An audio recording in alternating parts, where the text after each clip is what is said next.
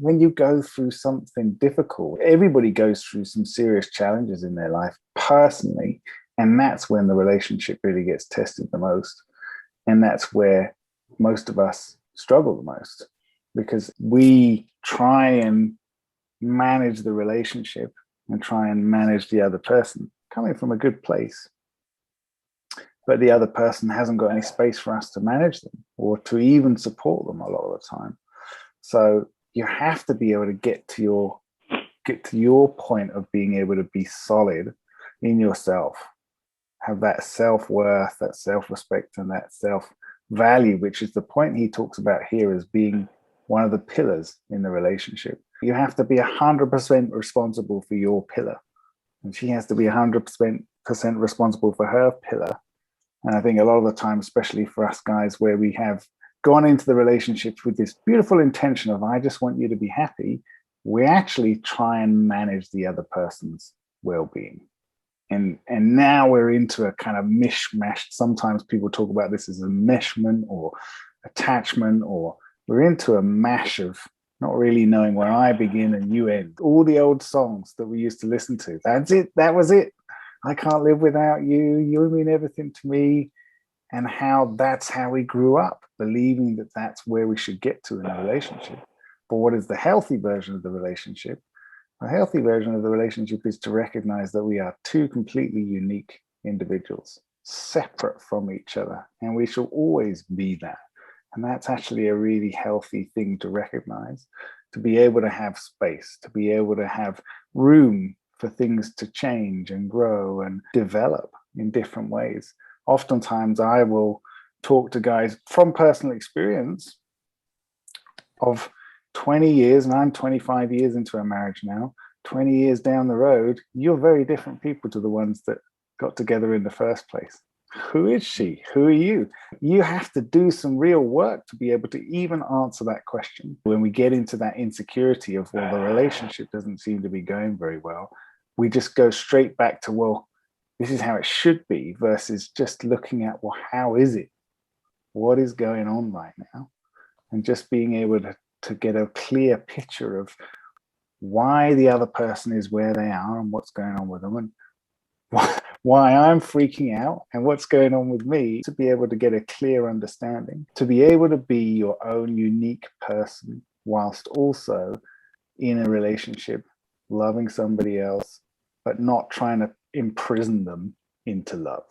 I think was the thing that it took me a long time to get my head around. There's an emotion that can happen. I don't know if any of you here have this emotion, which feels like this knot in your stomach that goes, yeah, but you don't get it.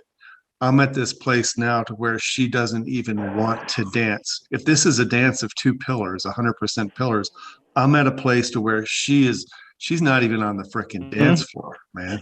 She can't even hear the music. Oh.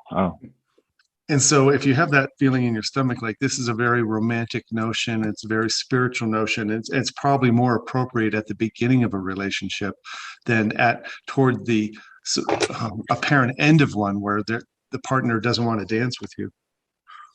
What we know is that when a man understands this at that point, when he's in the throes of separation or possibly divorce, is that this becomes a place of calmness, that this is a place to come from in your own belly. When you wake up in the morning, to know that you're okay, that I can be a pillar in and of myself. And even if a woman is scared, angry, pissed off, that she's sleeping at her sister's house, even if she doesn't want to talk to you, if she's done with you, any of that, there's this place to come from where if you can give her the acknowledgement that she's 100% her own woman, she's dealing with her stuff, it's not all your fault, right? You see her heart as her heart, not as half your heart, half hers. Sometimes a woman, over a period of time, the problem is this is not a week, it's not a month, it's usually not 45 days, it's usually a lot longer period of time, more like 3 to 6 months. If a man can stay in that zone, in that lane, as we talk about, she begins to see that he's trustable. Now, the first emotion that woman will get when she sees how calm you become how steady, how consistent, how dependable, how emotionally grounded you are in yourself, her first reaction is to be pissed off. And that's counterintuitive. Like, I've done all this work and now she's madder than ever. Because in her body, the narrative is, why did it take you so long? Why did it take me leaving you or sleeping in my sister's basement for you to see this is all I've ever needed from you? And then she's pissed off, and we're going like, shit, how good do I have to be? And the emotion inside of us starts to be guilt. Like, why didn't I know this earlier? Why didn't somebody tell me this is how it's supposed to go? I wish I could have been better. I wish I could fix this. And I'm here to tell you that the thing I just told you, that last 1 minute of what I said, is normal. This happens to everyone. You might feel like you're the only man on the planet it's happening to, but this is the path. This is the path through relationship, the pain, the guilt, the shame, the anger. This is where lives turn permanently.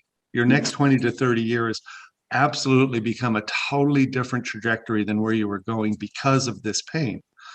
And when you start to realize that this shit had to happen, this shit has to happen for your next 30 years to be unbelievably cool, for you to get into this new mindset.